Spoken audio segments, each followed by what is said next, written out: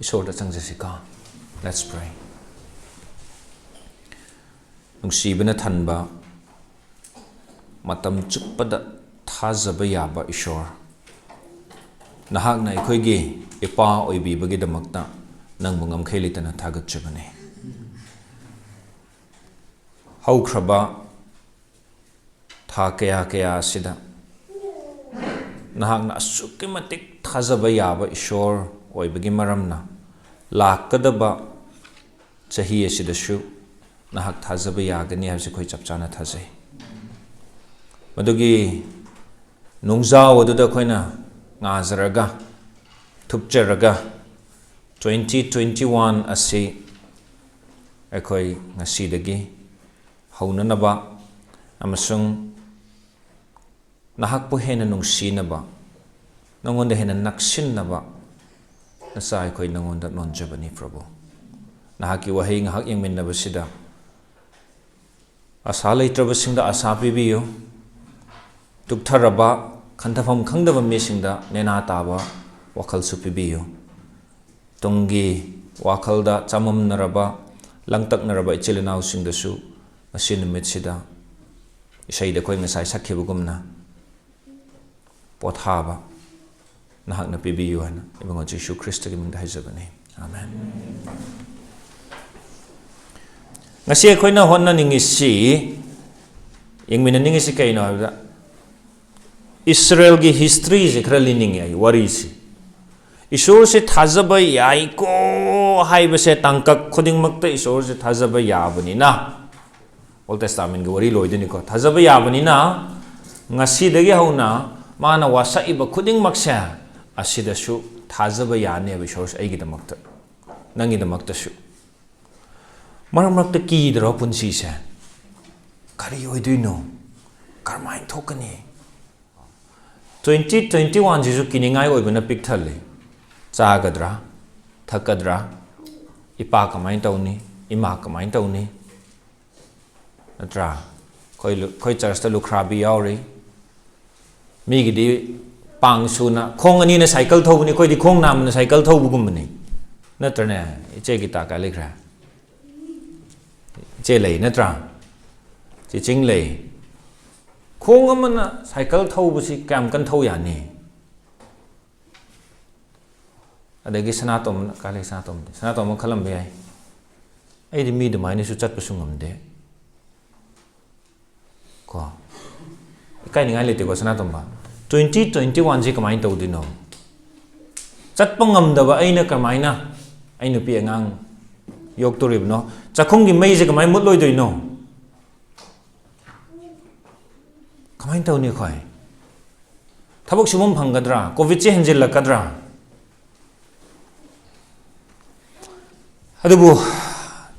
awaba mayam maraksida aina haining ba Isor gi wahai digi khoni ning sidi Isor se mai hauron dagi hauraga ngasi phawbu je thajaba yana asok kuina thajaba yaba Isor se asina mana tungda thokani haiba khuding maksisu khoi thajaba tayo aduna Isor gi wahai ding menese Genesis 1:26 Aikhoi gi saongda aikhoi ga manana mi semsi aduga moi ma samudra da leiba nga atiya gi uchek waya sasan malem pumnamakki mathakta amadi leipakta mapuk na sittuna chatpa jiba khudingmakki mathakta sasan taushanu ningsingbra 2019 gi akoi church ki thim amane sasan taubiu sai satro adu sai sa de ai di hoganninge e khar tong ningak jani ai se so yam to minal leram mi ne du khra lingning e ba Isor gi design ji kari no haurak pada taibang pan se Isor na shemaga Isor gi design di kari no Isor gi magi mai kwai pam jaba se verse 26 ni sanga oche waya pumna ase noina sasan tau yengshillu noi maharani macha ningthau macha amamamni hai Isor ado phau sa gadab nate aphaba thaujal haiba manager oigadabani taibang pan sigi nungsibana thanba manager oigadabani akoi thaujal haiba manager oinaba Isor na taibang pan se semi verse 28 kari hai mahai yalu yam khatchau malem da thallu aduga masibu khudum challu malem se thallu taibang pan se thallu aduga masibu khudum challu kanana verse 26 ta halake ai khoi gi saong da ishor na mi seme ishor na mi oi babu magi saong da magi image ta seme hai se ka dauna bano khoi char se yam toina hai ra si se sasan tauna bana tra nising ko temple lam sa u yum am saraga murti ma khindri phau temple oi bra oi de murti ma khinjil la kan o masidi laisang nina hayo aduga chamana na taibang pan ama semaga ma manba ama nupa ma nupi ma thame hai se taibang pan ji kari on thoi na temple on thoi ne temple ma da murti ma le radi mandir oi dra ishor ki song na big thanba ishor ki yum ne ba taibang pan si asini ishor ki design se verse 26 ka 28 koina urap pasida purohit oina ba sembani haibudu su koina yengkhre adubu ai chong ni zar zar zar chaturim ni adam ga mai nupi ga na mapung pharaba inkhol adu da pap ta ta khiu aduna maram oiraga mafam do ishor gi temple do sum sandokhi ga da bado mui da pi dre tan thokhraga kana nga halle sargadut cherubim nga halle ko aduna maram oiraga mausina sangama sakanda manungi kwai sing pham da kai thame sargadut ani na nga leitro sing ishor gi phambal se nga ga le asing ma mafam se sargadut na oina nga hana di mi na nga ka da bani taibang sida ishor gi sasan je sandok ka da bani adubo adam ga mai nu pi ga fail oire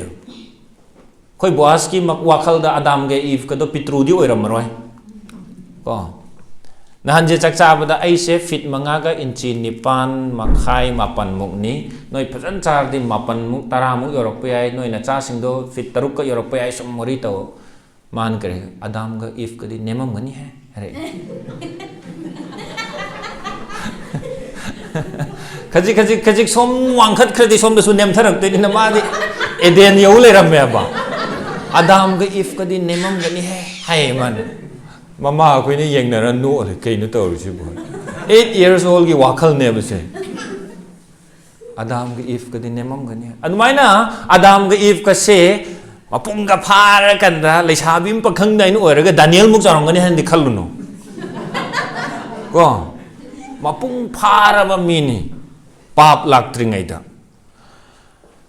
adu moi ni pap ta tare maram aduna genesis ta thokhi bado romans ta pol na kari hare khangbra patha pumtha bagi bandi oire ai patha pumtha bagi bandi oi bai de kaino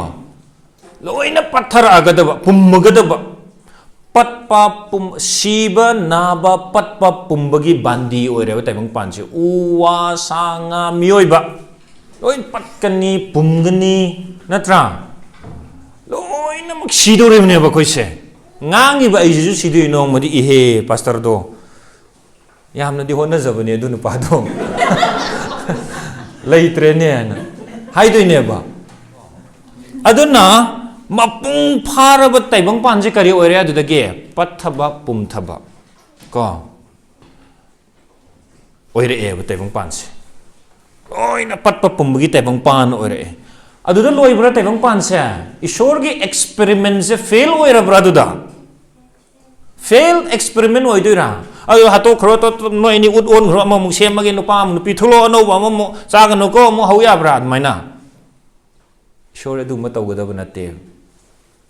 thawzal haibe ishor ne awa budugi marak to da asam di oi genesis 3 ga 15 da kari hai ge nangi dhara na ko nupi sigi dhara na nangi dhara gi makok ne that kani haidro kari hai no do haido adagi lindu da ni ma haise nangi dhara na nupi sigi dhara gi khongning bo pophan gani haiba kari hai no do kana ngamne khongning pop ga makok kai ba kram ngame makok thugai ba mi du ngami natra aduna takpadi ngamba victory habise kadai dei lakne ngamba se kamai toro lakne lan soknaraga lakani haibani aduna hope lay asa lay adu madugi asa do ilai na di la aroi conflict tagi lakani aba matai ko lan dagi soknaraga lan soknara matungda asa ma lakadore nupi sigi dhara siga lingi dhara siga itihas history pumda lan tawdore adugi lan gi wari da khoina kadai de oi yamna thuna kamaina uge yengo Genesis ki chapter 4 gi verse 20 dagi parakke mioi bagi culture haisingba losing ubagi budhi losing pumna makse phana chawkhalaga su civilization je chawkhalaga su mado mioi bana pap ki damak ta season na ba yai hai base masida uye chapter 4 verse 20 dage adana jabal poki madi phiyum da leiraga sa san loiba mi singi mapani magi manau gi maming na zubal kawe madi bina amasung basi khongba mi pumna makki mapani civilization music leitro duda verse 22 aduga zilana su tubal kein poki madi pitrai amasung yot ki khuchu khulai saba mini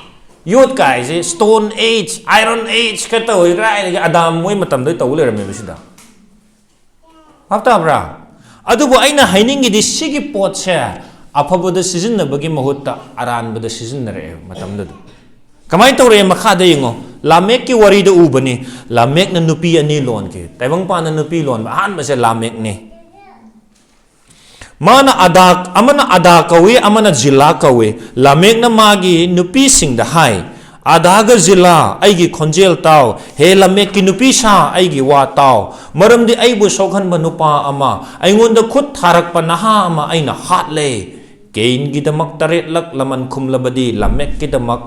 humpu tara taret lak laman khum gane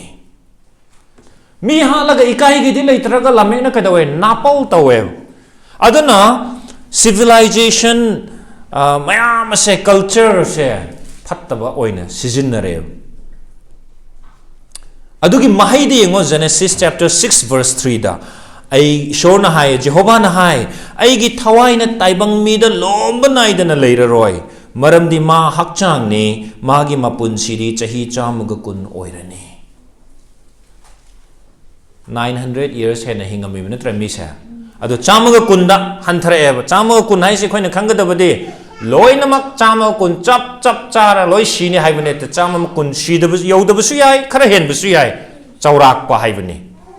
khangadabni khoina madu adu mioi bigi punsi sa de tensil halle verse 5 te ngo malem da mi gi phattaba ase yamna sathi re aduga magi thamoi nung da khalliba wakhal khodingmak mioi bigi wakhal da khalliba khodingmak tatna phattaba ngaktani sentence aduda wahi khuding makse ain he haido miro le pregnant oiba sentence ni masi sentence mioi bagi thamoi nung da khalliba wakhal khuding mak tatna phattaba ngaktani haiba Jehovah na khange taibang panse verse 11 isur gi miyeng da malem asi phatlam de malem ase hingsa na thalame Isorna pajare haina shem khiba taibang panse sukki matik phatre aduna khoina sidagi uba haurak pase ka daure Genesis makok tagi yengba haura agade pap ki chingning khai re pap ki chingning khai bise ka dawe kin tharak pado pap ki chingning khai re kamaina pap torubadagi iden gi inkhon dagi tantho e Isorna sirap taure adagi dikkein na ka dawe Isor khurumbudu chumbra ngasai gi ja Samuel na sakki bai saido kin isor khurumbu je kamai khurumme thawai hakchang ga khurumbra thawai yaw da mechanical worship ke na puthore just mapan thong gi oiba mawong da isor khurumme pap chingning khai re ko lamek na nupi lole lamek na mi hat le chapter 6 yaw bada nupa nupi gi pap mioi bagi punsi tensil hanba chapter 6 7 8 pau bada khoini urse samudra prithibida ising chawduna ishorna mang takhanba adagi adugi matungda Babel gi tower adun matang pap ki chingning khaire adai kedore verse 7 chapter 6 ki verse 7 ishorna hai aina semba taibang mibu malem gi laimai dagi manghan gani verse 11 Ishor gi meaning the malem ase phalam de malem ase hingsana thalame verse 13 jiba panba pum namak manghan naba aina lepe hai ishor ai lepe ai manghalani pum namak manghalani loi mang hibra taibang pando amuk ishor gi khutsim si failed experiment oi khibra no ishor na kadawe no haga magi imung kanbi awam maisha mayam marak asida adum asa amadi sumut muttabane asa gi line amadi chatle taibang je loina manghan khare nawaga mai imung kanbi nawaga mai imung si kari oire e anuba adam gi mong ni nawaga mai imung si ishor na haye chapter 9 verse 9 the yengo noigi matung da lakadaba noigi dhara singa noigi narakta laiba ahingba jiba pumna makka ochek waya sasan amasung noigi marakta laiba malem gi sa khudinga hijau dagi tholakpa pumna makka haibadi malem gi sa pumna makka aina walet nagani I'll make a covenant hai ishorna walet nagani taibang pan si asa lairi hoi mangta ani adubu taibang pan ga walep na gani ising ichaw na taibang pan si amughan na manghalaroi hairaga no haga pumnamak anoba mong da hawew pumnamak isorga nawaga nauna mo hawrew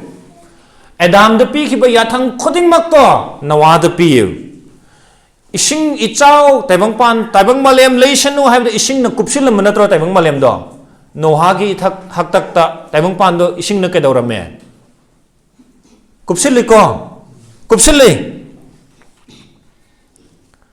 adagi Genesis chapter 1 verse 20 to 25 ta sa jiba pan mana taibang pan je prik sausanu haibna tro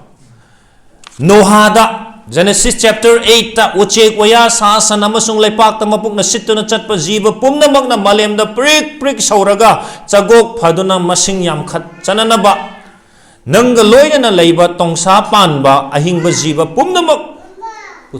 puthoro hijau dagi puthoro taibang pan sida sanga na prik hek saurasan oi adam da pi khibado noha da mukpire ev ya thang do Genesis chapter 1 da ishorna numit tha laihan khibana tra kumbi kalem naihan khibana tra noha da chapter 8 22 da taibang pan da leiriba mak taibang pan na leiriba makhai maru hunba mahi lokpa matam aying asa kalen ganing thamtha aduga ahing nungthil kaira roi adam da thokhibadu noha da su muk thuglaew Genesis 1:22 sanga da hae mahayalu yamkhatchu aduga samudra gi ising da thallu aduga leipak ta uchek waya yamkhatsanu Genesis 8:17 uchek waya sanga amasung leipak ta mapuk na sittu na chatpa jiba pumnamak na malem da prik sausanu adam da haikhibido noha da sum ahre miyoi basu no yamkhatchu haina adam da haikhibani aduga chammanana verse 9 chapter 9 verse 1 da ishorna noha da hail mahayalu yamkhatchu taibang pan thallu adubu noidi mahayalu yamkhatchu malem da prik thanna sandok tuna masing hingalo adam da haikhibido noha da su amukka hajille mi gi matang da su aduga Genesis 1:28 ta taibang da sasan taw haibani mado amuk adam da su hanjille noah da su hanjille chapter 9 verse 2 aduga malem gi sa atia gi wache waya laipak ta mapuk na sittu na chatpa jiba amadi samudra gi nga khuding na noibu sathi na ki gani aduga moibu noi gi nakhutta pirabane noi gi nakhutta pirabane adam da chinjak pi khi adu chagadabani haina noah da moi shorna kare hai hingduna hingliba jiba khuding mak noi gi chinjak oiba yani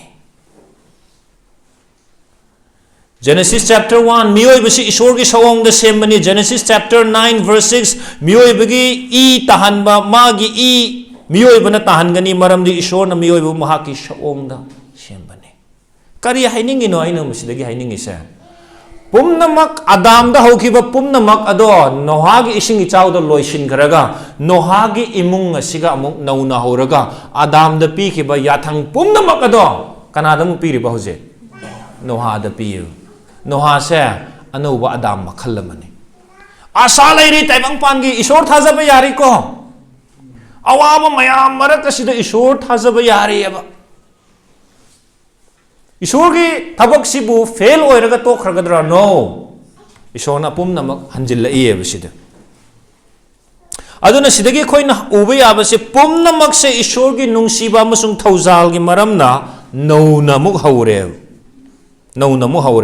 adagi di khoin khange babel gi wari do natra mi singsina pa ma tawdana moi gi mingchat ai khoi gi mingcharan si hayma yumja ma saraga Moi leina bana ti aina hai kre kadona ba sabune hai ba babel gi yumda ningsingi bra kadona ba sabune babel gi wang no moi leina ba sari ra bazar oina ba mall super mall go oina sari ra kadona ba sai no shore khurumna ba manak ta temple leini manak ta yum wang am sani moi khale se isor gi escalator ni kumtha biro sida khoi nang awat pa do khoi pirage khoi awat pa nang piramo sini isor da moi ai se nang bu khoi khurumage nang awat pa kay lay khoin laphoy degi adu ada loi purage nang so khoi gi kumpha lo punsi nungsang hallo phaucheng phalo chahong nga holo chahong nga hong hallo tei ron jisu berani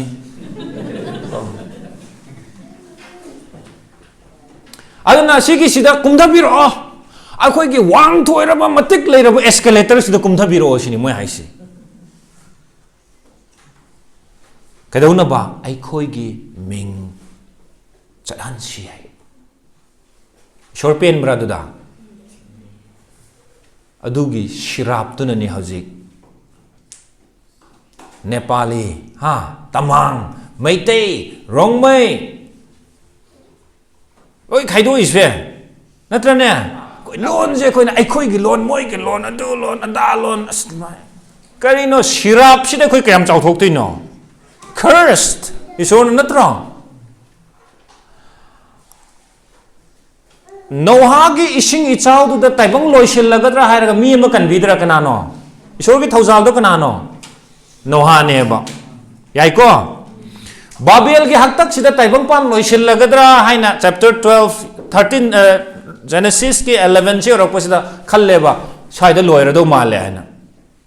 Isorgi thauzal je kama kana kauraga ulle. Abraham Ishor ki plan se loiragadra haina hairaga Ishor ki thajaba yabase da loiragadra hairaga loide Ishor na Abraham kauraga kari hai chapter 12 verse 3 da nangbo bor pi mi aina bor pi gani nangbo sirap to me aina sirap to gi nangi mapan na taibang pomba kadaune bor phangane taibang gi bor hojikti nupi gi dhara do kanano me singai se hoje Kana oire hoje Abraham ki dhara dagi kana la ane taibangi bor God is still faithful yaiko isor se thajaba yari ba swaida loisin gi banate ba koi isor se thajaba yaraga chali Abraham kawe adu Abraham ki wari su mela mane Mai nupi debu ichan nupi ni hanya ningthau nupu chakra adu di kamai macha pokti ba moi taibang pum ba bor do moi mung de kamai tholakani mai nupi do mi maharani oigre ya bra do ishorna kadawale nahalle upai lai banate Genesis ta hai wari je para ga agak pane amuk khakta ga nate Egypt ta muk chala ichan nupi ni mo hairu re ba Among mai kunung yogre mai nupi se mo taibang pumba se mangon dagi masa malaga bor phangni haraga mai nupi se do mangre ngalitana ade kamaina nang taibang bor phangdi ba isor thajaba yabra yai ko Pharaoh đây cho này hey nang lâu đây sẽ mi nupi ni thu nuti luôn nang nói chỉ ta đấy Isor sẽ thajaba ya ba thajaba ya đi Ujin na china chahi kun manga ngai ra kana la ya Ishak la mai Ishak ke ming nok po kawe ba kai gi no hai da sargadut na nang na cha am po kani hai da mai nupi da na anu bi ai na hai ru re ba adu na mai ming nok pa thole nok pa po nok po se chawre khara phara ga dra si sine tai bang pan gi bor se pora ka dra hai so na Abraham nang ina cha no pa amat tangai ba do Moriah ching da pura kan da ingon da kat loi aduna kamai tau de ba nangon da ngau rasu koi sak puna tro ya adu sai sak puna kap puna tro koi nangon da ngau rasu nang boy na kat pa tare ko nundang do Abraham tum ba yaram moy da ba mama da kaya mung yam hai ni kaya mung yam hai roi sera du da ha Abraham na kaya mai ram ngani papa de loi khang nge thang da gi kari da gi loi pure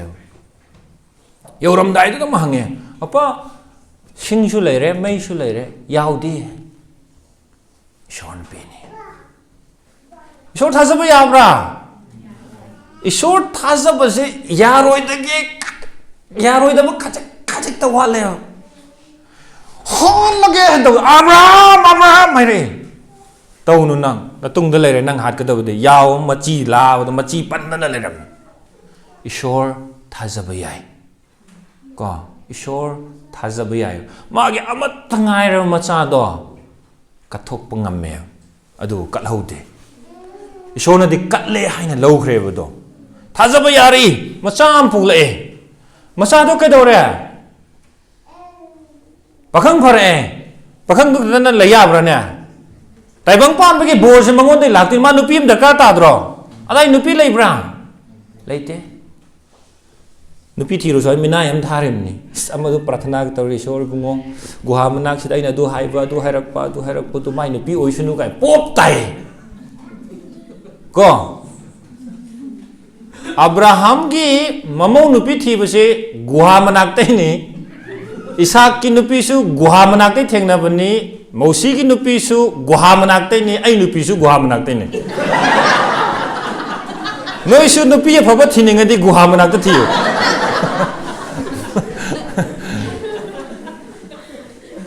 ko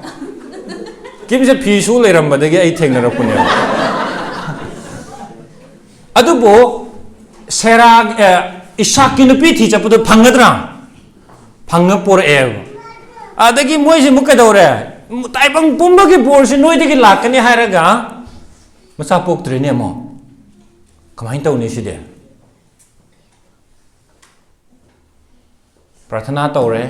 macha poe wari samjin ge ko macha poe phaibuam poe ani sina marol ama sina polak pasida ne mayam me makong gi pai thuli nang han ya ro na khanar le re muni se aduna Isor na di manaw nu pa si oina khando ya haire mayam sina haire ai na ma hat kani ana khangi ko wari do kai do ru bai no na samjil labani ai ma hat kani aina mama ga mung tau na khot na thado khre ne kainan lai bak si Isor gi lai bak ni Isor na khando la lai bak ni masida gi taibang gi bor la ka do ba se Jacob na ka do ri ba masigi lai bak si da lai gi hai tan ka do ri ba thado ga sakhre maning halak pa mandra mamang lom Isor gi program se mamang chat pe muhut maning halaya Jacob chakre kadai da padan aram da mang hrani da khoi na khan be ay man chal pa man chan chan kari kharang ne ang ta khal ga yeng ne loire program Isor gi program se Isor na di taibang pumba bor se khoi mung da gi oini hamne ai bu khandok piri hamne adu bu ai se kenan le bak lai ro ai chat pa ta re chatli ngai da chaisu om pai ra ga thenge hai na ware hai na nung ma da nga ra ga potha ra ga tum ga lai ri ngai da Isor na Jacob aina nang mo pham si da mo han purakane nangi na chana su sing thawan mi chakum na yang ne Abraham da pi khiba bor Isaac ta repeat tau khiba do Jacob ta mo repeat tau Isor thajaba ya bra padan aram da chatle ma kai sabi yaw shen bi le ra me theng na ru re ꯃꯣꯏ ꯏꯃꯨꯡ ꯑꯃ ꯑꯣꯏ ꯂꯩꯔꯝꯃꯦ ꯇꯥꯟꯁꯦ ꯂꯣꯏ ꯆꯥꯕꯅꯦ ꯍꯥꯏꯁꯤꯅꯤ ꯋꯥꯔꯤꯁꯦ ꯄꯣꯛ ꯏꯔꯨꯖꯅꯤꯡꯕ ꯊꯣꯡꯒ꯭ꯔꯥ ꯇꯦꯛꯄꯒ ꯃꯥꯟꯅꯩ ꯑꯗꯣ ꯏꯔꯨꯖꯒꯦ ꯄ꯭ꯔꯞ ꯆꯠꯄ ꯊꯣꯡꯒ꯭ꯔꯥꯁꯨ ꯄꯦꯛ ꯇꯦꯛ ꯖꯝ ꯏꯁꯤꯡꯗ ꯄꯨꯈ꯭ꯔꯤ ꯌꯧꯔꯦ ꯑꯗꯨꯅ ꯑꯗꯨꯗ ꯂꯩꯔꯦꯕ ꯑꯗꯨꯕꯨ ꯃꯀꯨꯕꯣꯛꯅ ꯇꯧꯕ ꯆꯂꯥꯛꯁꯤꯗꯤ ꯂꯣꯏꯔꯦ ꯇꯣꯂꯣꯞꯁꯤ ꯉꯥꯏꯍꯥꯛ ꯂꯩꯇ ꯆꯦꯟꯖ ꯇꯧꯕꯅꯤ ꯃꯥꯅ ꯃꯀꯨꯕꯣꯛꯁꯤ ꯉꯥꯏꯍꯥꯛ ꯂꯩꯇꯅ ꯑꯗꯨ ꯇꯧꯅꯤ ꯑꯗꯥꯃꯛ ꯇꯧꯅꯤ ꯇꯣꯂꯣꯞꯁꯤ 10ꯔꯛ ꯆꯦꯟꯖ ꯇꯧꯋꯦ ꯍꯥꯏ ꯏꯁꯣꯔ ꯊꯥꯖꯕ ꯌꯥꯕ꯭ꯔꯥ ꯃꯥꯡꯒꯗ꯭ꯔꯥ ꯑꯗꯥꯏꯗꯨꯗ ꯏꯁꯣꯔꯅ ꯍꯥꯏ ꯍꯜꯂꯣ ꯌꯥꯔꯦ ꯅꯪ ꯃꯤ ꯑꯃꯗꯒꯤ ꯍꯧꯖꯤꯛ ꯃꯤ ꯀꯌꯥ ꯑꯣꯏꯔꯦ ꯃꯥꯏ ꯃꯆꯥ ꯀꯌా ꯁꯨꯔꯦ ꯀꯃꯥꯏꯅ ꯇꯧꯕꯅꯣ ꯈꯪꯗꯦ ꯃꯣꯏ ꯑꯅꯤꯗꯣ ꯂꯧꯔꯦ ꯃꯀꯨꯕꯣꯛꯀꯤ ꯆꯂꯥꯛꯇꯨꯗꯒꯤ ꯑꯗꯨꯗꯒꯤ ꯃꯆꯥ ꯄꯣꯛꯄꯒꯤ ꯀꯝꯄꯤꯇꯤꯁꯟꯗ 12 ꯁꯨꯔꯦ ꯅꯨꯄꯤ ꯑꯃꯒ 18 ꯃꯣꯏꯗꯣ ꯍꯜꯂꯛꯑꯦ ꯏꯁꯥꯎꯁꯦ ꯂꯥꯟꯃꯤ ꯃꯌꯥꯝꯒ ꯂꯥꯛꯑꯦ ꯍꯥꯏꯕ ꯖꯀꯣꯝ ꯇꯥꯗ꯭ꯔꯥ ꯀꯩꯗꯧꯋꯦ ꯃꯥ ꯑꯗꯨꯒ ꯑꯁ ꯂꯣꯏꯔꯦ ꯃꯥꯅ ꯀꯤꯕꯗꯤ ꯑꯗꯨꯗ ꯂꯩꯔꯦ ꯑꯃ ꯂꯩꯕꯅꯦ ꯑꯩꯉꯣꯟꯗ when heaven is silent ꯍꯥꯏꯅ ꯑꯩꯅ ꯅꯣꯡꯃ ꯕ꯭ꯔꯤꯁꯇꯟꯗ ꯏꯪꯂꯦꯟꯒꯤ ꯕ꯭ꯔꯤꯁꯇꯟꯗ ꯐꯝꯃꯒ ꯐꯥꯟꯗ ꯐꯝꯃꯒ ꯃꯗꯨ ꯂꯩꯔꯛꯇ ꯄꯥꯏ ꯏꯊꯟꯗ ꯀꯞꯄꯁꯤ when heaven is silent ꯖꯦꯀꯣꯕꯅ ꯍꯜꯂꯛꯄ ꯏꯁꯣꯔꯅ ꯋꯥ ꯉꯥꯡꯉꯨ ꯌꯥꯗꯕ ꯃꯌꯥꯝꯕꯅ ꯀꯤꯕ ꯑꯗꯒꯤ ꯃꯥꯒꯤ ꯃꯤꯅꯥꯏꯒꯤ ꯄꯥꯔꯇꯤ ꯑꯃ ꯃꯤꯅꯥꯏ ꯅꯨꯄꯤ ꯕꯤꯜꯍꯥꯒꯤ ꯄꯥꯔꯇꯤ ꯑꯃ ꯖꯤꯜꯄꯥꯒꯤ ꯄꯥꯔꯇꯤ ꯑꯃ ꯂꯤꯌꯥꯒꯤ ꯄꯥꯔꯇꯤ ꯑꯗꯨ ꯂꯣꯏꯔꯒ ꯔꯦꯆꯦꯜꯒꯤ ꯄꯥꯔꯇꯤ ꯑꯗꯨꯒ ꯂꯥꯁꯇ ꯃꯊꯟꯗ ꯂꯥꯛꯏꯅꯦꯕ ꯑꯃꯁꯦ ꯍꯥꯠꯈ꯭ꯔꯁꯨ ꯑꯃ ꯅꯥꯟꯊꯣꯛꯑꯝꯕ ꯌꯥꯏ ꯃꯊꯪ ꯃꯌꯥꯝꯕꯗꯣ ꯂꯥꯟꯃꯤ ꯃꯌꯥꯝꯒ ꯂꯥꯛꯑꯦ ꯍꯥꯏꯗꯨꯗ ꯂꯥꯁꯇ ꯃꯥꯅ ꯆꯩꯁꯨ ꯄꯥꯏꯔꯒ ꯂꯥꯛꯄ ꯑꯗꯨꯗ ꯏꯁꯣꯔꯒ ꯃꯥꯒ ꯃꯨꯛꯅꯥ ꯁꯥꯟꯅꯕꯗꯣ ꯅꯤꯡꯁꯤꯡꯕ꯭ꯔꯥ ꯑꯗꯨꯒ ꯃꯌꯥꯝꯕ ꯎꯅꯕ ꯀꯥꯟꯗ ꯀꯩꯗꯧꯋꯦ ꯃꯌꯥꯝꯕꯅ ꯍꯥꯠꯀꯦ ꯍꯥꯏꯕ꯭ꯔꯥ ꯅꯨꯄꯥ ꯑꯅꯤꯗꯣ ꯀꯣꯟꯅꯔꯒ ꯆꯨꯞꯅꯔꯒ ꯍꯛꯊꯧꯔꯒ ꯀꯞꯃꯤꯟꯅꯩ ꯏꯁꯣꯔꯒꯤ ꯄ꯭ꯔꯦꯌꯔꯅꯤꯀꯣꯗꯣ ꯄꯥꯎꯈꯨꯝꯅꯤꯀꯣꯗꯣ ꯏꯁꯣꯔ ꯊꯥꯖꯕ ꯌꯥꯕ꯭ꯔꯥ ꯀꯦꯅꯥꯟ ꯂꯩꯕꯥꯛ ꯌꯧꯔꯦ ꯋꯥꯔꯤ ꯁꯝꯖꯤꯜꯂꯛꯏꯅꯤ ꯀꯦꯅꯥꯟ ꯂꯩꯕꯥꯛ ꯌꯧꯔꯦ ꯖꯦꯅꯦꯁꯤꯁ 34 ꯃꯆꯟꯅꯨꯄꯤ ꯗꯥꯏꯅꯥꯗꯣ ꯂꯩꯀꯥꯏ ꯀꯣꯏ ꯆꯠꯂꯨꯕꯗ ꯖꯨꯕ꯭ꯔꯥꯖ ꯑꯃꯅ ꯁꯦꯀꯦꯝꯒꯤ ꯅꯤꯡꯊꯧꯒꯤ ꯃꯆꯥꯅꯨꯄꯥ ꯑꯃꯅ ꯏꯖꯠ ꯃꯥꯡꯍꯜꯂꯦꯕ ꯁꯥꯎꯗ꯭ꯔꯣ ꯃꯥꯏ ꯃꯕꯨꯡꯁꯤꯡꯗꯣ ꯑꯁ ꯁꯥꯎꯔ ꯂꯣꯏꯔꯦ ꯑꯩꯈꯣꯏ ꯏꯆꯟꯅꯨꯄꯤꯁꯦ ꯄꯥꯝꯃꯗꯤ ꯃꯌꯥꯝ ꯎꯟ ꯀꯛꯄꯤꯌꯨ ꯑꯩꯈꯣꯏ ꯄꯤꯖꯒꯦ ꯍꯥꯏ ꯆꯂꯥꯛ ꯇꯧꯔꯦ ꯃꯣꯏꯅ ꯅꯨꯄꯥ ꯃꯌꯥꯝꯁꯦ ꯑꯁ ꯃꯣꯏꯅ ꯒꯨꯗ ꯑꯥꯏꯗꯤꯌꯥ ꯅꯤꯡꯊꯧꯗꯨꯅ ꯍꯥꯏꯔꯦ ꯁꯤ ꯑꯐꯕ ꯑꯥꯏꯗꯤꯌꯥꯅꯤ ꯃꯣꯏ ꯑꯩꯈꯣꯏꯗ ꯂꯩꯔꯗꯤ ꯑꯩꯈꯣꯏꯒ ꯃꯣꯏꯒ ꯂꯩꯃꯤꯟꯅꯔꯅꯤ ꯃꯣꯏꯁꯨ ꯀꯥꯟꯅꯔꯅꯤ ꯑꯩꯈꯣꯏꯁꯨ ꯀꯥꯟꯅꯔꯅꯤ ꯃꯣꯏꯁꯦ ꯂꯩꯍꯜꯂꯁꯤ ꯍꯥꯏꯅ ꯃꯄꯥꯁꯤꯅ ꯊꯦꯝꯗꯅ ꯃꯣꯏ ꯄ꯭ꯔꯖꯥ ꯃꯌꯥꯝꯁꯦ ꯌꯥꯔꯦ ꯑꯗꯨꯗꯒꯤꯗꯤ ꯃꯌꯥꯝꯁꯦ ꯎꯟ ꯀꯛꯑꯦꯕ ꯁꯍꯔꯁꯤꯃ ꯍꯨꯝꯅꯤ ꯁꯨꯕ ꯅꯨꯃꯤꯠꯇ ꯍꯥꯏꯌꯦ ꯁꯥꯏꯟꯇꯤꯁꯁꯤꯡꯅ ꯃꯦꯗꯤꯀꯦꯜ ꯒꯤ ꯇꯔꯝ ꯍꯥꯏꯗꯤ ꯃꯣꯏꯗꯤ ꯌꯥꯝꯅ ꯅꯥꯕ ꯅꯨꯃꯤꯠꯅꯤ ꯍꯥꯏ ꯂꯦꯡꯕ ꯉꯝꯗꯕ ꯅꯨꯃꯤꯠꯅꯤ ꯍꯥꯏ ꯍꯨꯝꯅꯤ ꯁꯨꯕ ꯅꯨꯃꯤꯠꯁꯤꯗ ꯁꯤꯃꯤꯌꯣꯟꯒ ꯂꯦꯚꯤꯒꯅ ꯆꯠꯂꯒ ꯃꯃꯥ ꯄꯨꯟꯕꯒꯤꯅꯤ ꯃꯣꯏ ꯑꯅꯤꯅꯤ ꯌꯥꯝ ꯁꯥꯎꯔꯤꯁꯦ ꯁꯤꯃꯤꯌꯣꯟꯒ ꯂꯦꯚꯤꯒꯅ ꯆꯠꯂꯒ ꯊꯥꯡꯁꯥꯡ ꯄꯥꯏꯔꯒ ꯅꯨꯄꯥ ꯃꯌꯥꯝꯗꯣ ꯂꯣꯏ ꯍꯥꯠꯇꯣꯛꯄꯅꯤ ꯍꯥꯏ ꯀꯣ ꯃꯄꯥ ꯖꯀꯣꯕꯅ ꯀꯩꯗꯧꯋꯦꯗꯨꯗ ꯊꯪꯅꯔꯤꯕ ꯈꯨꯟ ꯃꯌꯥꯝꯁꯤꯅ ꯇꯥꯔꯒ ꯑꯩꯈꯣꯏꯗꯤ ꯀꯩ ꯏꯃꯨꯡ ꯑꯃꯈꯛꯇꯅꯤ ꯑꯩꯈꯣꯏ ꯑꯁꯨꯛ ꯌꯥꯝꯅ ꯑꯋꯥꯕꯁꯦ ꯑꯩꯒꯤ ꯊꯛꯇ ꯅꯣꯏꯅ ꯀꯔꯤꯒꯤ ꯄꯨꯔꯛꯏꯕꯅꯣ ꯍꯥꯏꯗ꯭ꯔꯣ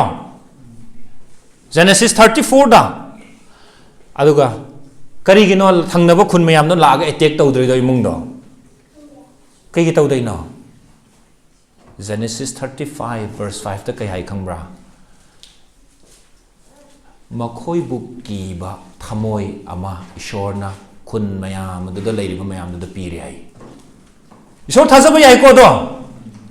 ꯃꯣꯏ ꯏꯃꯨꯡ ꯑꯁꯤꯕꯨ ꯀꯤꯕ ꯊꯃꯣꯏ ꯑꯃ ꯅeighboring village ꯃꯌꯥꯝ ꯑꯗꯨꯗ ꯄꯤꯔꯦꯕ ꯄꯤꯔꯕꯅꯤꯅ ꯃꯣꯏ ꯀꯩꯗꯧꯔꯦ ꯀꯤꯔꯦ ꯏꯃꯨꯡꯗꯣ ꯃꯨꯠꯄ ꯌꯥꯔꯕꯅꯤ ꯑꯗꯨꯗ ꯃꯣꯔꯣꯛ ꯃꯦꯠꯄ ꯀꯣꯟꯅꯔꯣꯏꯗꯕꯅꯦꯕ ꯖꯥꯇꯤ ꯃꯌꯥꯝꯗꯨꯒꯤ ꯑꯗꯨꯕꯨ ꯏꯃꯨꯡꯁꯤ ꯀꯤꯔꯦꯕ ꯀꯔꯤꯒꯤꯅꯣ ꯑꯩꯈꯣꯏꯒꯤ ꯏꯁꯣꯔꯁꯦ ꯊꯥꯖꯕ ꯌꯥꯕ ꯏꯁꯣꯔꯅꯤ ꯑꯩꯈꯣꯏ ꯏꯁꯣꯔꯁꯦ ꯊꯥꯖꯕ ꯌꯥꯕ ꯏꯁꯣꯔꯅꯤ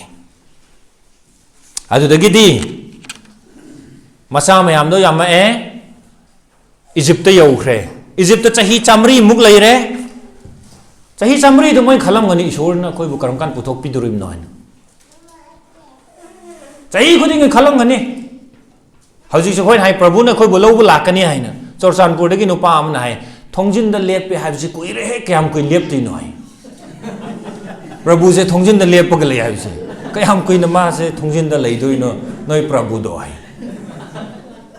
aduna Israel macha singna Egypt 400 years laibado numit khudingi chahi khudingi moina kari khalamgane koi shona koi bu gadang kan puthok pi gane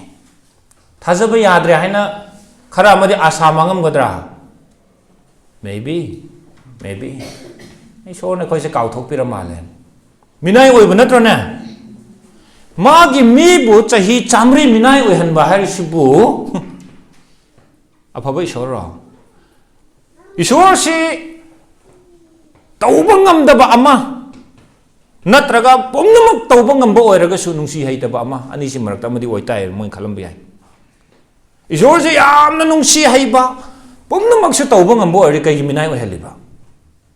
aptabra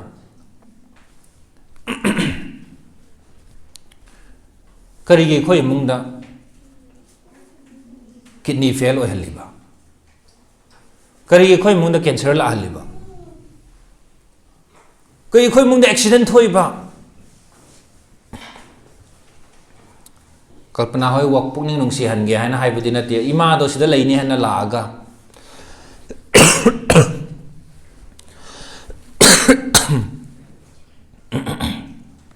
nong nini big manungda lai hidre ado kari khoi thoi na Isor si thajaba yadabra nungsi haiba isor oidabra ko isor se kya mung yamna phattaba isor no ai sa haiduni amarom namase nungsi bana thanba isor oiragadi tawba ngamdaba ama tawba ngamba isor oiragadi nungsi haitaba isor ama oiram tai min khalisi oirabza la badu isor do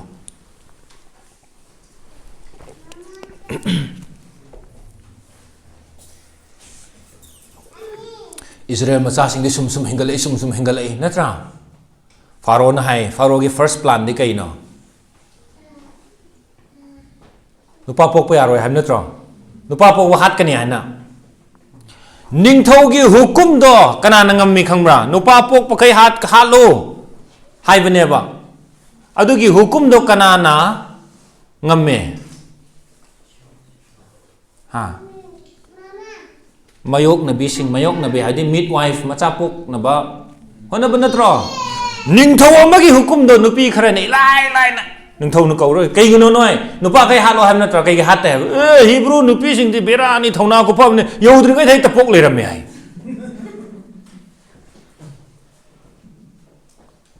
yodri ngai thai tapok le ram ai halo yadre moi har sina poklak pasida nupa ar di methat lo hai bine ba khanghan dana adu Hebrew nupi sing ni yaudri ngai dai ta ko yaudri ngai koi na ngaudi hai aduna angang nupa makai Nile da lang thagadam ni hamna trana Nile se mi han na ba khulai oi raktra adu khoi sai da kari hai ge Nile na mausibu pamki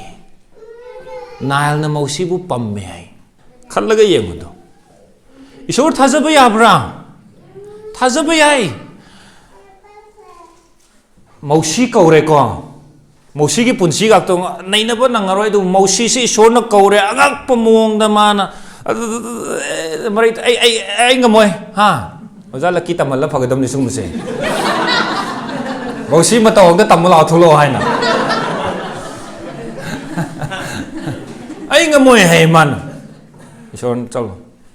nayam malay wangang na mana no ini chapmin no han puthore eko mana Israel macha sing lamhang da kadawa hawe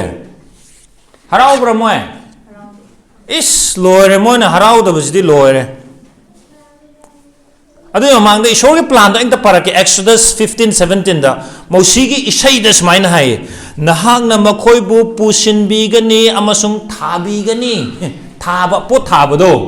admaina nang na moibu Egypt ki puthoraga Canaan laibakta thagani plant togani nahak ki phangpham thokpa ching adoda mapham asida he Jehovah nahak na leina ba shem khraba aseng ma mapham asi he Jehovah nahak ki khut na lengkhat khraba ching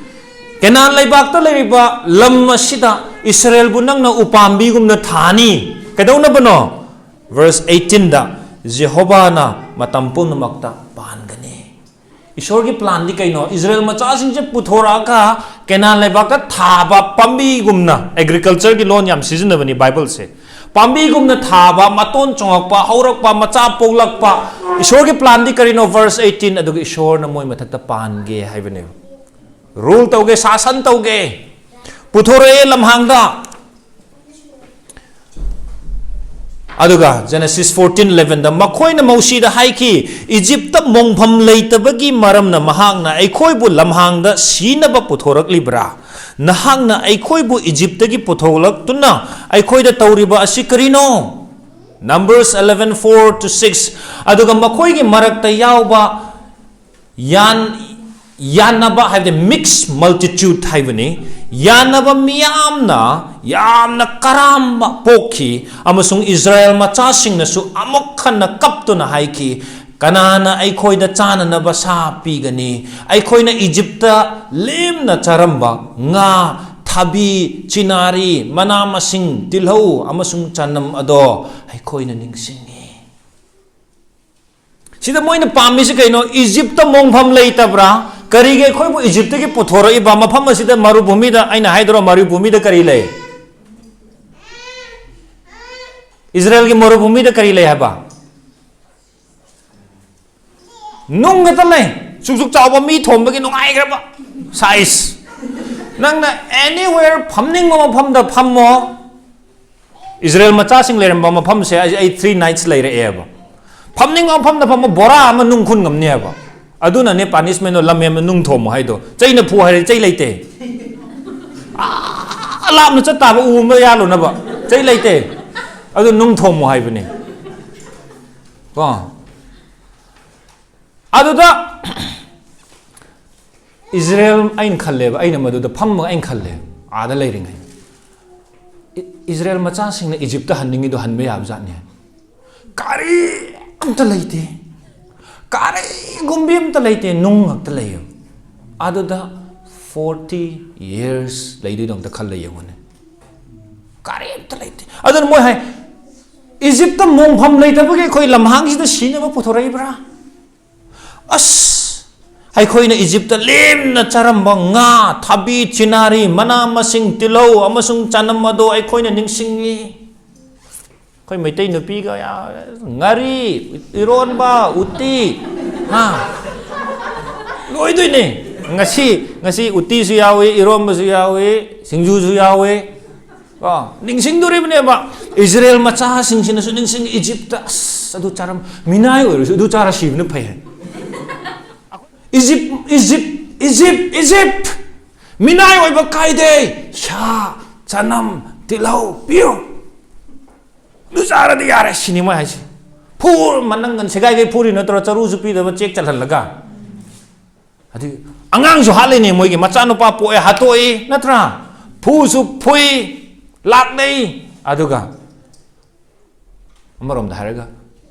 chamu chara de yare Egypt mong pham lai tabra Numbers 13:33 aduga mafam aduda ai khoina Nephilim sing lei as kena lebak chang yaroi mizau ngatane khoi kokjing gum ni haidro moina hais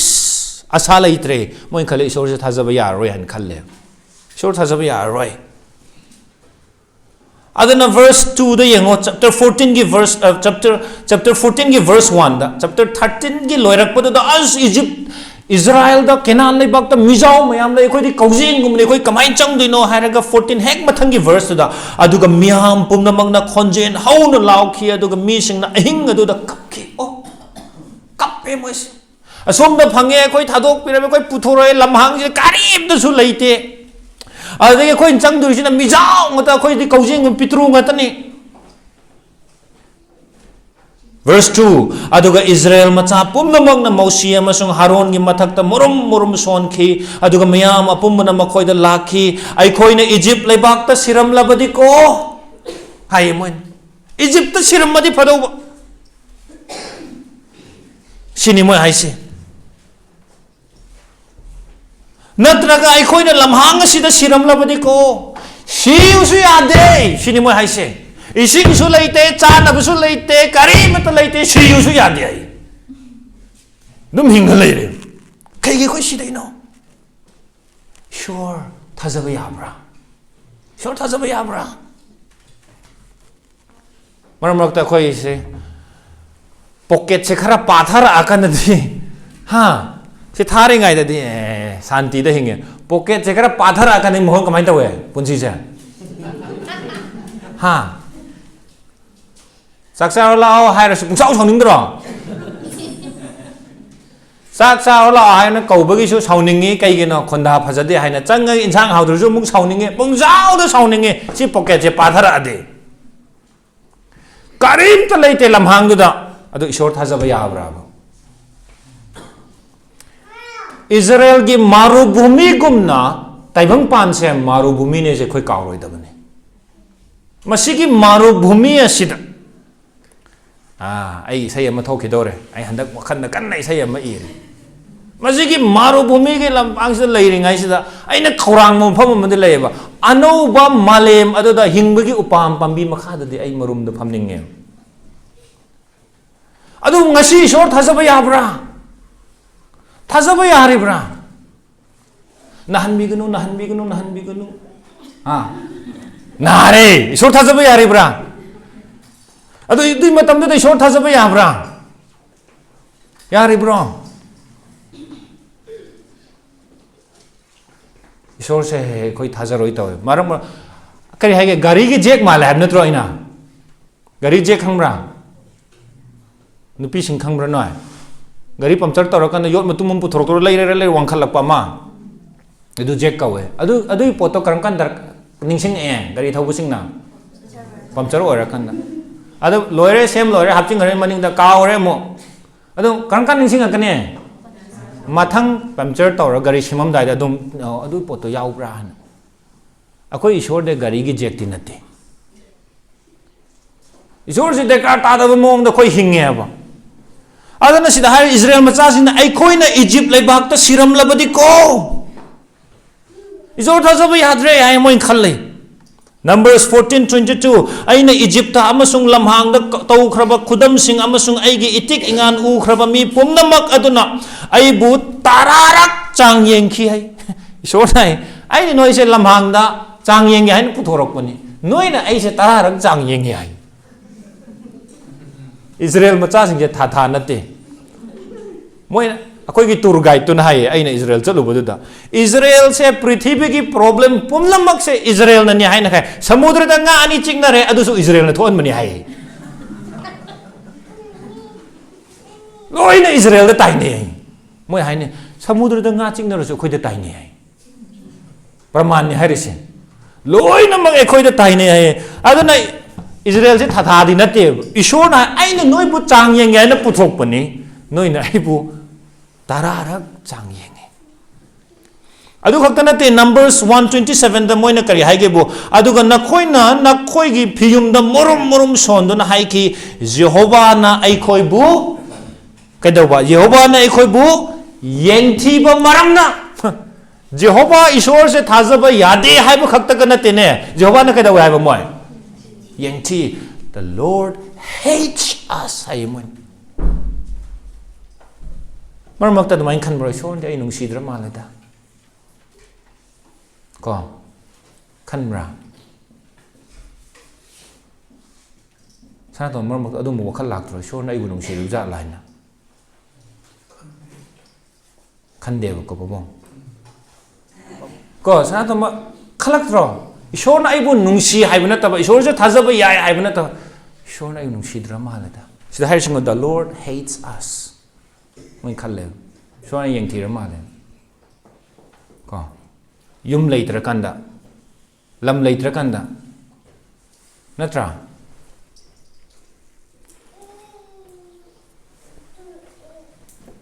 ईश्वर से थाजबा यादे हाइने खल्ले खोइना माना इबु नुंसीरिब्रने को माना ईश्वर ना इबु नुंसीरिब्रा चे किताब मरमुदा खलकप्रा कईनो इचा अहुमजिगा ईश्वरसिन तौबिरिसिबो हाइना हजिति खनद्रेबा को ईश्वरना लोइना बिरि हाइना खल्लेबो को ईश्वरना इबु नुंसीब्रने ꯏꯁꯣꯔꯅ ꯑꯩꯕꯨ ꯅꯨꯡꯁꯤꯕ꯭ꯔꯥ ꯏꯖ꯭ꯔꯦꯜ ꯃꯆꯥꯁꯤꯡꯅ ꯏꯁꯣꯔꯅ ꯑꯩꯈꯣꯏꯕꯨ ꯌꯦꯡꯊꯤ ꯍꯥꯏ ꯁꯤꯗ ꯍꯥꯏꯔꯤꯁꯦ ꯏꯁꯣꯔꯅ ꯑꯩꯈꯣꯏꯕꯨ ꯌꯦꯡꯊꯤ ꯈꯜꯂꯛꯄ꯭ꯔꯣ ꯁꯨꯃꯥꯏꯅ ꯁꯤꯒꯤ ꯑꯊꯦꯝꯕꯁꯤ ꯂꯥꯛꯄ꯭ꯔꯥ ꯑꯁꯔꯥ ꯅꯪꯗꯤ ꯈꯟꯕ꯭ꯔꯥ ꯃꯔꯛꯇ ꯏꯁꯣꯔꯅ ꯑꯩꯁꯦ ꯅꯨꯡꯁꯤꯔꯤꯕ꯭ꯔꯥ ꯌꯦꯡꯊꯤꯕ꯭ꯔꯥ ꯀꯥꯏꯅ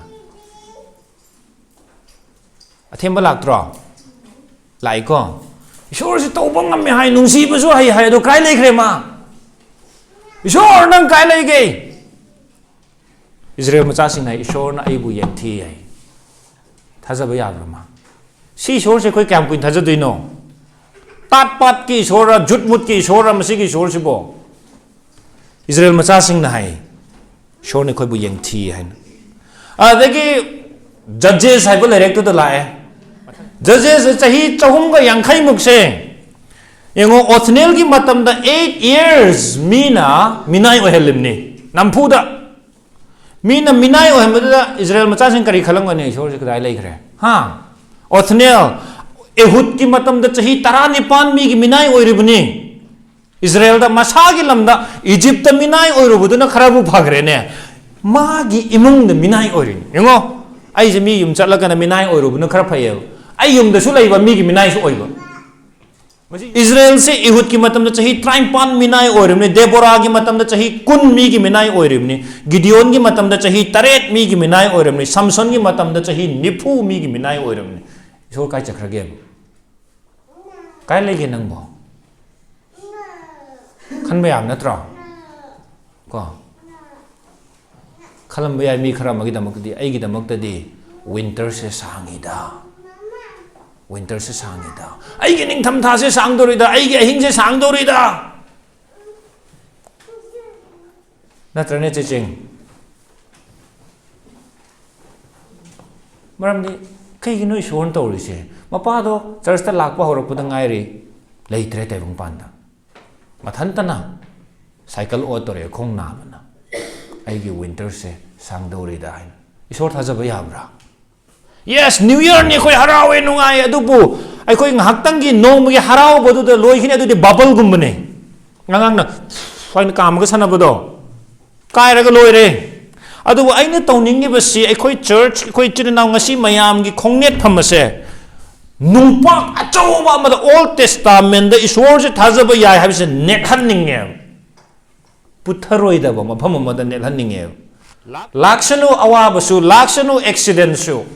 siba naba patpa pumbasu laksanu yes Psalm 73 kari haiba sargada nahak natana aina aigi kari kana amata leite taibang pansida nahak natana aina khoida jaba kana amata leite aigi thawai hakchang sontharak pa yai adubu aigi lomba naidaba chakhundi nangtane stroke tawdana paralyzed tawdana leng mangamdana su leibo oisano aigi thawai hakchang di sontharak pa yai adubu aigi lomba naidaba chakthongdi nangtane haina adugi verse to the call laga sigadaba mi pame banga sinumisi le shona ko harawri ngai dang asai sakpado nungai bada isori matung inni haiba khakta aduga amambagi ahing awaba matamdadi isor leite haina isor thausaroi daba mi yauri bajala khoi raksida Judas Iscariot yauri bajala haisa yam ki jai khoi church ta Prabhu gi matung illa ga magi Prabhu bu yon ba mi mingon da pithok pa mi Ishor se David ta Ishor na wasa ava matung da ningthau phamba lomna ida ma pi gani haina David ta 2 Samuel chapter 7 da Ishor na wasai David ningthau singi haktak ta prophet mayam ma Ishor na thara prophet mayam do na warak wate me warning hanjen na pi Ishor gi wasa noi ne hikto agadi na cha thonga ga cha gani na sana pokpa angang thonga ga cha ba matam lakani haina Leviticus ta mausina hairame kari haina aduga nakhoi gi nacha nupa singi macha chagani nakhoi gi nacha nupi singi macha chagani Deuteronomy 28:54 nakhoigi narakta leiba pukning thotpa amasung changkhonba mi amana mahaki machin manauda mahakna nungsijabi nupi amasung lehoriba macha singda yengthiba mityeng thamgani kari haino nupa na maga pokminaba machin manau sing chaningani mai nupi chaningani magi macha su chaningani hairi matam ama lakani Jehovah na hairi base hikto agadi Deuteronomy 28:56 ta pukning thotpi amasung changkhon bagi maram na makhong leibak taningdabi nupi se gentle oimandana makhong na bhag leibak tadabi nupi thot pada loire hingsa di airu no mangonda thot no pada makhong na bhag leibak ta chaningdabi nupi ado na kai tonga makani khangbra na koi gi narakta laibi pukning thotpi amasung changkhon bi nupi aduna mahaki nungsijaba mapuroiba mahaki macha nupa amasung mahaki macha nupi da phattaba mi yeng gani haje ke haino chaningani Deuteronomy 28:57 aduga mapuk thokki apikpa macha Hebrew da yengagadi kare hai khongra makhong ani karakta gi tholakpa angang do mama aduna thong ga charaga mapuroi bada piroi hai adui matam do lakane Ishorna hairi was Indra gadi haina Ishorna hairamel ningthau singi matam da adu thokhi ningthau Jehoram na palingai matam da Syria gi ningthau Ben-Hadad na landarak pada Samaria se Ningthau sina lambi chatli khai ta nupi ani se kappaga tanare ningthau aibu kanbiyu aigi bungo he ningthau Jehovah ningthau na hai Jehovah na kanbi rabani kaino noi ga awab da hayo nangon da kari taurabage nupi mana smaina khome nupi sina ingon da hai khi ngasi ai khoina nahaki nasani pabu Sana naba mahakpu piu aduga hayeng ay koy na aigi itsano pabu chasi ngasi na nangi charasi hayeng na aigi charasi hayre yanare chamin na re khoy adu ngasi magi chasi yade sini ningthong sina mai phuite chen kai si yorabako kappe moise mapi maron sigai Adu 8th century BC dani Babylon namuk Jerusalem da langoi chalaga 6th century BC da asi thokhi Prophet Jeremiah na kappaga smaina hai He Jehovah yengbiyu amasung khanbiyu Jeremiah na hai Ishor nang wakan khandre Ishor nang ta khanbiyu nahang na kanada masi tawkhibagay Nupi sing na makoy gi mahai mapuk tagi thokpa mahai makoy na lu na yokchariba macha sing chahagadra ibungo gi aseng mafam da purohit amasung watak thokpa mi buhat kadra Ishor nang leiri bunatra ang ta khanbiyu Jeremiah hai Ishor thajaba yaribra duda yaribra mi khram du chingna durim Ishor bu thajaba sidabu Ishor thajaba yari bro chapter 4 verse 10 chanbi haiba nupi singi makhutta makhoi masamak ki macha singbu thongle chanbi haiba nupi singi makhunna makhoi machamak ki macha makhoi masamak ki macha singbu thongle eigi mi singi macha nupi singna tumna mangbada makhoi gi machinjak oiki Lamentation 3:21 Masi aina aigi pukning na ningsing lakhi maram aduna aigi asa lay Jehovah gi lengdraba nungsibagi maram na ay koy mangde mahaki nungsi haybadi loiba naide makoy ayuk khudingi nawe nahaki thajaba yaba sa angak pane Jeremiah na hai kibda ngai Ishor nang ta khanthabiyu hai kibda ngai ri kari hari hauze Ishor nang nungsibagi maram na koy tumna mangdabani ko koy khara dile hauri ko uchup khara le haubagum khara dile hauri ko mai tha loiraga ngasai chak thong loiraga maihum khara lem haubagum koy lem hauri ko Ishor nangi nungsi thauzal se angak pania sileram de koy tumna mangang no taibang malem sidagi Juhuda hai bisa leram maroi tabani ꯑꯩꯈꯣꯏ ꯈꯔꯗꯤ ꯂꯩꯔꯤ ꯏꯁꯣꯔ ꯖꯦꯔꯦꯃꯤꯌꯥꯅ last ꯚꯥꯞ ꯇꯥꯔꯛꯑꯒ ꯍꯥꯏ ꯏꯁꯣꯔ ꯅꯪꯒꯤ ꯅꯨꯡꯁꯤ ꯊꯧꯖꯥꯜꯁꯦ ꯑꯉꯛꯄꯅꯦ ꯅꯪꯒꯤ ꯊꯥꯖꯕ ꯌꯥꯕꯁꯦ ꯑꯉꯛꯄꯅꯦ ꯑꯌꯨꯛ ꯈꯨꯗꯤꯡꯒꯤ ꯅꯧꯋꯦ ꯑꯌꯨꯛ ꯈꯨꯗꯤꯡꯒꯤ ꯅꯧꯋꯦ ꯑꯗꯨꯕꯨ ꯏꯁꯣꯔꯅ ꯃꯣꯏꯕꯨ ꯂꯝꯍꯦꯟꯕꯒꯤ ꯃꯔꯝꯅ ꯕꯥꯕꯤꯂꯣꯟꯗ ꯊꯥꯈꯤ ꯆꯍꯤ 60 ꯂꯩꯍꯟꯈꯤ ꯑꯗꯨꯕꯨ ꯏꯁꯣꯔꯅ ꯑꯥꯏꯖꯥꯌꯥꯗ ꯍꯥꯟꯅ ꯍꯥꯏꯔꯕꯅꯤ ꯑꯥꯏꯖꯥꯌꯥ 45ꯇ ꯁꯥꯏꯔꯁ ꯀꯧꯕ ꯑꯩꯒꯤ ꯏꯅꯥꯏ ꯅꯨꯄꯥ ꯑꯃ ꯂꯥꯛꯀꯅꯤ ꯁꯥꯏꯔꯁ ꯄꯣꯛꯀꯗꯕ ꯆꯍꯤ 200 ꯋꯥꯠꯂꯤ ꯄꯣꯛꯇ꯭ꯔꯤꯉꯩꯗ ꯃꯃꯤꯡ ꯄꯜꯂꯒ ꯍꯥꯏꯔꯦ ꯃꯥꯅ ꯑꯩꯒꯤꯗꯃꯛꯇ ꯀꯅꯥꯃꯇꯅ ꯊꯤꯡꯕ ꯉꯝꯃꯔꯣꯏꯗꯕ ꯊꯣꯡ ꯑꯃ ꯍꯥꯡꯗꯣꯛꯀꯅꯤ ꯑꯦꯛꯁꯣꯗꯁ ꯑꯅꯧꯕ ꯑꯦꯛꯁꯣꯗꯁ ꯑꯃ ꯑꯃꯨꯛꯀ ꯃꯥꯅ ꯄꯜꯂꯝꯃꯦ ꯈꯣꯡꯁꯥꯟꯕ ꯑꯃ ꯊꯣꯛꯂꯛꯑꯦ ꯃꯣꯏ ꯊꯣꯛꯂꯛꯑꯦ ꯁꯥꯏꯔꯁꯀꯤ ꯍꯛꯇꯛꯇꯀꯣ ꯑꯗꯨꯕꯨ ꯖꯦꯔꯦꯃꯤꯌꯥꯅ ꯍꯥꯏꯕ ꯏꯁꯣꯔꯅ ꯂꯥꯛꯄ ꯅꯨꯃꯤꯠꯇ ꯏꯁꯣꯔꯅ ꯑꯩꯈꯣꯏꯗ ꯑꯅꯧꯕ ꯊꯃꯣꯏ ꯄꯤꯕꯤꯒꯅꯤ ꯑꯅꯧꯕ ꯋꯥꯈꯜ ꯄꯤꯕꯤꯒꯅꯤ ꯅꯣꯡꯃꯗꯤ ꯊꯕꯛ ꯑꯃ ꯇꯧꯕꯤꯒꯅꯤ ꯍꯥꯏꯕꯁꯦ ꯃꯣꯏꯒꯤ ꯑꯥꯁꯥꯅꯦ ꯖꯦꯔꯦꯃꯤꯌꯥ 31:31 ꯌꯦꯡꯉꯨ ꯃꯇꯝ ꯑꯃ ꯂꯥꯛꯂꯤ ꯖꯦꯍꯣꯚꯥꯅ ꯍꯥꯏ ꯑꯩꯅ ꯏꯁ꯭ꯔꯥꯌꯦꯜꯒꯤ ꯏꯃꯨꯡꯗ ꯖꯨꯗꯥꯒꯤ ꯏꯃꯨꯡꯗ ꯑꯅꯧꯕ ꯋꯥꯂꯦꯞꯅꯕ ꯑꯃ ꯂꯦꯞꯅꯒꯅꯤ verse 33 ꯑꯗꯨꯕꯨ ꯑꯩꯅ ꯏꯁ꯭ꯔꯥꯌꯦꯜꯒꯤ ꯏꯃꯨꯡꯒ ꯃꯇꯝ ꯑꯗꯨꯒꯤ ꯃꯇꯨꯡꯗ ꯂꯦꯞꯅꯒꯗꯕ ꯋꯥꯂꯦꯞꯅꯕ ꯑꯗꯨ ꯑꯁꯤꯅꯤ ꯖꯦꯍꯣꯚꯥꯅ ꯍꯥꯏ ꯑꯩꯅ ꯑꯩꯒꯤ ꯋꯥꯌꯦꯟ ꯌꯥꯊꯪ ꯃꯈꯣꯏꯒꯤ ꯅꯨꯡꯗ ꯊꯝꯒꯅꯤ ꯑꯃꯁꯨꯡ ꯃꯈꯣꯏꯒꯤ ꯊꯃꯣꯏꯗ ꯃꯗꯨ ꯏꯒꯅꯤ ꯑꯩꯅ ꯃꯈꯣꯏꯒꯤ ꯏꯁꯣꯔ ꯑꯣꯏꯒꯅꯤ ꯑꯃꯁꯨꯡ ꯃꯈꯣꯏꯅ ꯑꯩꯒꯤ ꯃꯤꯁꯤꯡ ꯑꯣꯏꯒꯅꯤ ꯑꯩꯈꯣꯏꯒꯤ ꯊꯃꯣꯏꯅꯨꯡꯗ ꯏꯁꯣꯔꯒꯤ ꯋꯥꯌꯦꯜ ꯌꯥꯊꯪ ꯂꯩꯕ ꯃꯇꯝ ꯑꯃ ꯖꯨꯛ ꯑꯃ ꯏꯁꯣꯔꯅ ꯑꯩꯈꯣꯏꯗ ꯄꯨꯔꯛꯀꯅꯤ ꯍꯥꯏ ꯑꯥꯏꯖꯥꯌꯥ 35ꯇ ꯍꯥꯏ ꯂꯝꯍꯥꯡ ꯑꯃꯁꯨꯡ ꯏꯀꯪ ꯀꯪꯕ ꯂꯝꯅ ꯃꯈꯣꯏꯒꯤꯗꯃꯛ ꯅꯨꯡꯉꯥꯏꯒꯅꯤ ꯂꯩꯀꯪ ꯂꯥꯅ ꯍꯔꯥꯎꯖꯒꯅꯤ ꯑꯃꯁꯨꯡ ꯒꯨꯂꯥꯞꯁꯤꯡꯅ ꯁꯥꯠꯀꯅꯤ ꯃꯁꯤꯅ ꯃꯔꯥꯡ ꯀꯥꯏꯅ ꯃꯄꯥꯜ ꯁꯥꯠꯀꯅꯤ ꯍꯔꯥꯎꯅ ꯏꯁꯩ ꯁꯛꯇꯨꯅ ꯍꯔꯥꯎꯒꯅꯤ ꯂꯦꯕꯅꯣꯟꯒꯤ ꯃꯇꯤꯛ ꯃꯉꯥꯟ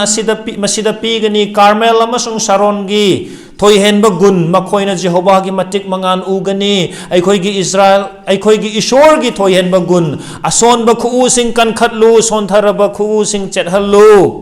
ꯀꯤꯒꯟꯕ ꯊꯃꯣꯏ ꯂꯩꯕꯁꯤꯡꯗ ꯍꯥꯏꯌꯨ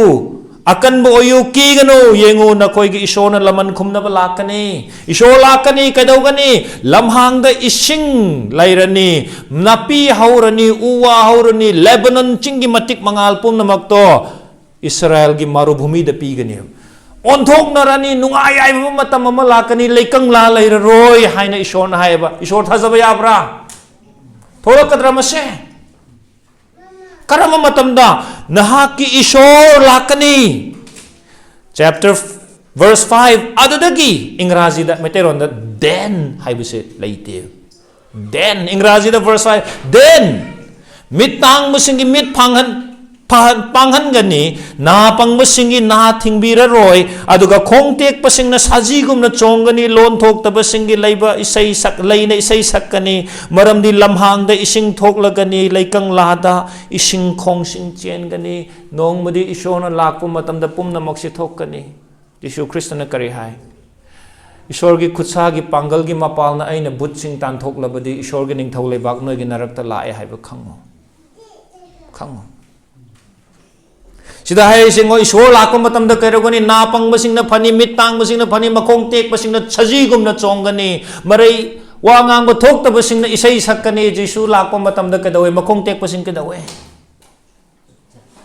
challe ko chongaga chongduna chakki haib natro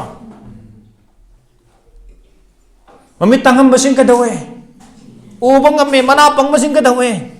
phai asibasing hingat halle Ishor lakani haibado New Testament lamai singja hangdorakpada kadawe Ishor na khudang takhalaga tawbu thabukto tawrae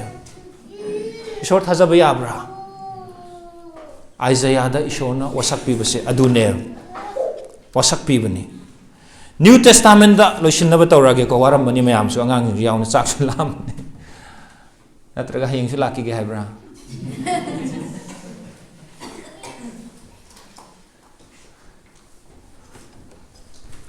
New Testament da Matthew 3:3 da maramdi prophet Isaiah na haikhiba mi ado asini lamhang da laurib amagi khonjel prabhu gi lambi thaurang to mahaki lambi chumhallu kana gi matang no se Johan na laurib ni kana gi matang no Jisu gi John na laurib si Isaiah 40 da hairam bani shola ka dore Magi lamjao semo. Akhoi ba khuding mag chumtho. Ishor lakadaure. Ishor lakadaure.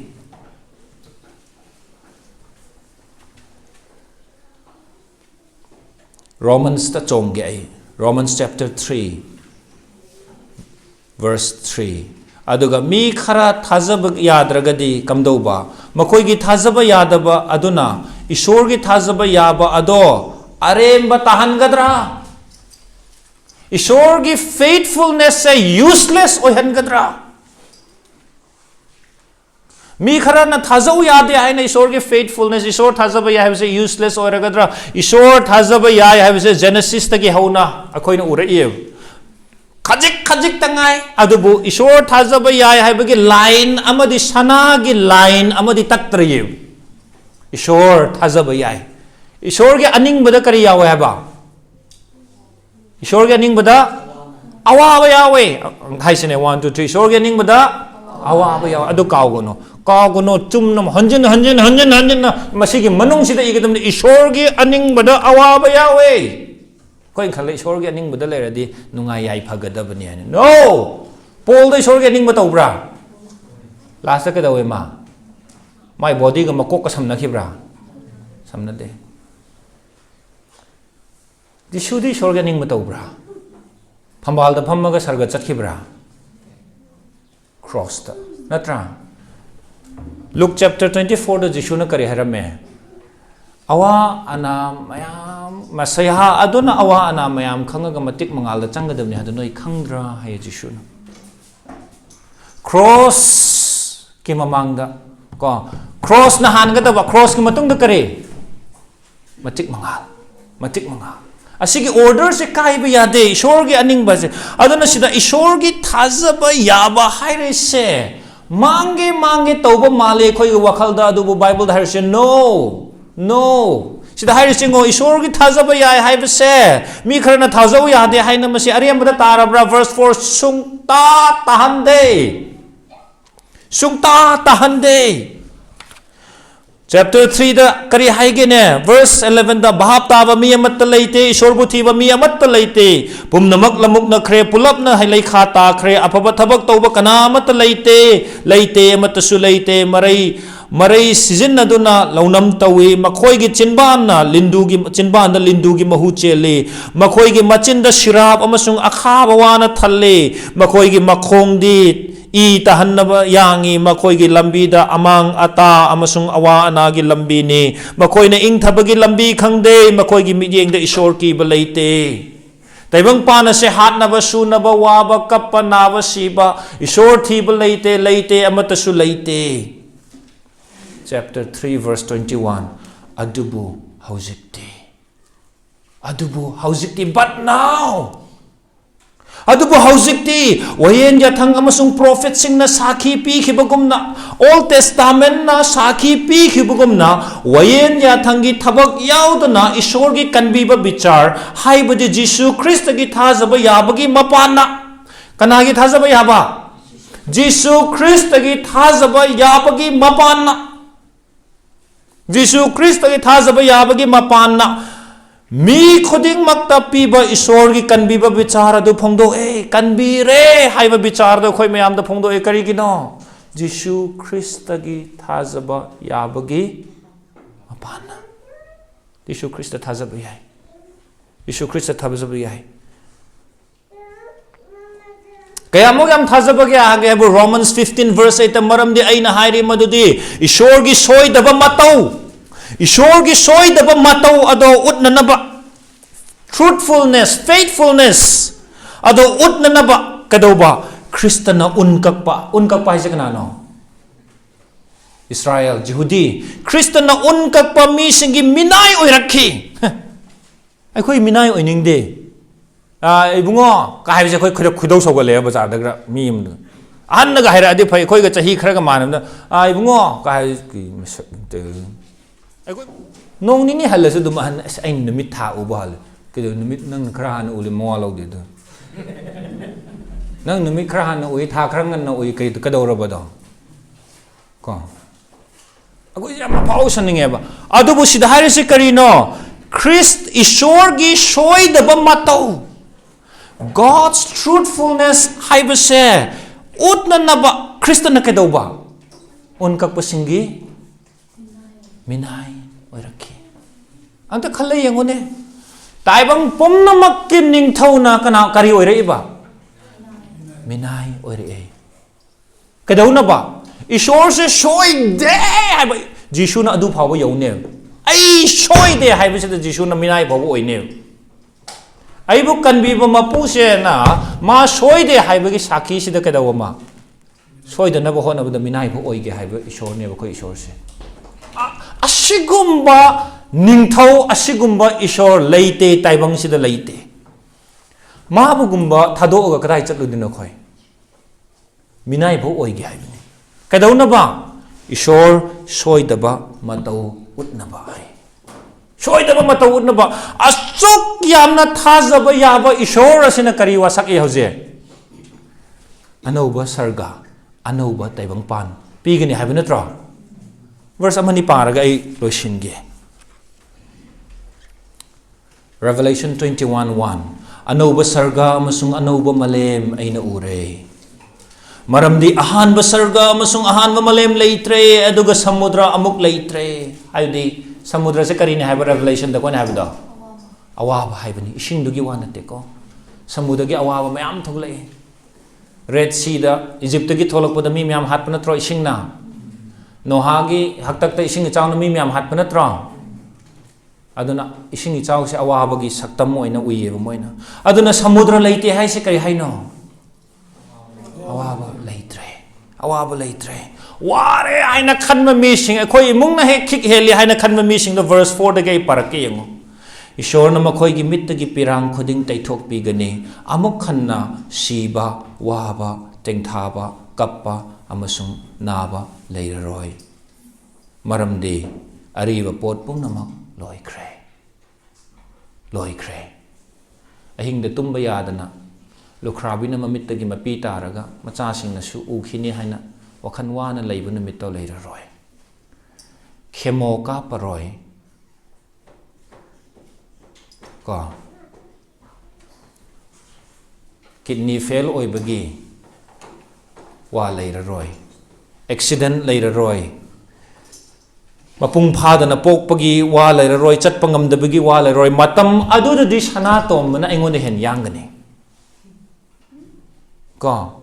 mana chelak padi yengo no haji ain haire se ningsingo matam do mana chen padi yengo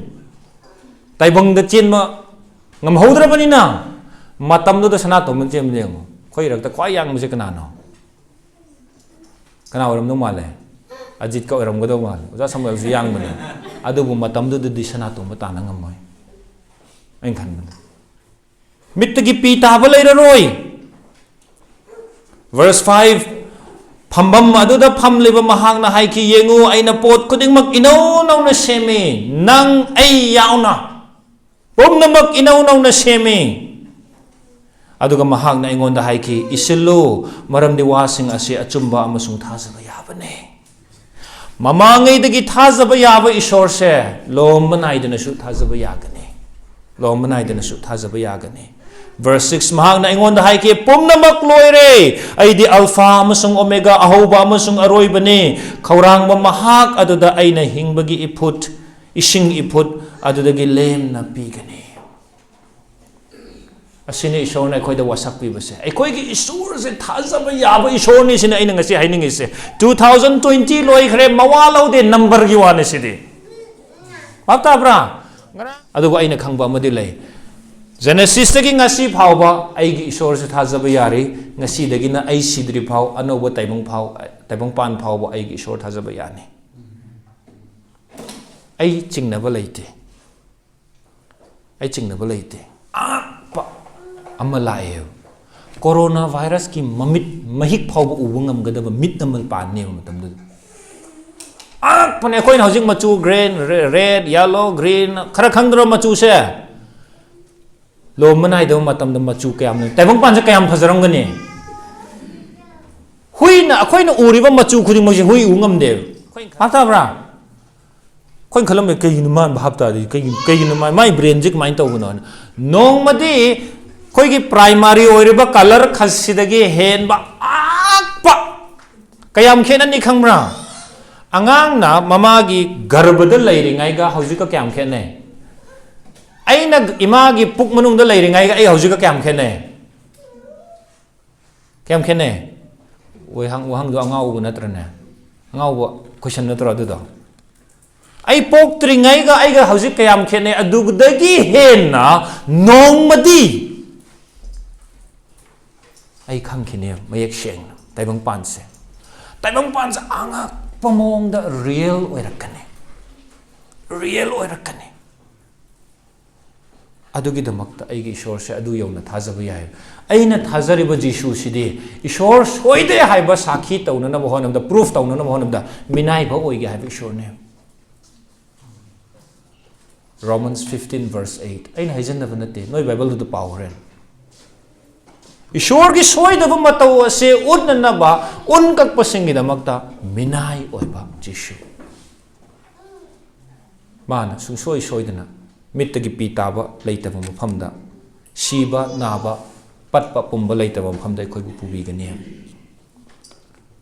ka aduna ichene naw sing pungning thogat si wakhan wa gom si ku son basing ki ganu si hawalo makok tagi mo hausi ka kiningai oire ni punsi sa aduna noi hospital da lai kan ne ai la bible lam ga pa re kan ne ga prathana tausi nang gi damak ta phanna bu kan dumba pastor na ti ai akhoi ke da gudam no kari wa khan da lai gudam no hospital da pol na kari hai ge hingbadi noi mayam ga lai min na bani si badi krista ga lai min na bani ko karam ne na nungai ne shorga laibuduna nungai ni ko aduna Oxford ki Charles Simeon pastor Charles Simeon 51 years ministry to ramaga ma siram dai da phamung da taraga lay moi nai what are you thinking I'm not thinking anything I'm just enjoying hai Charles Simeon na after bra ekishu khante ai nungai ri chatore han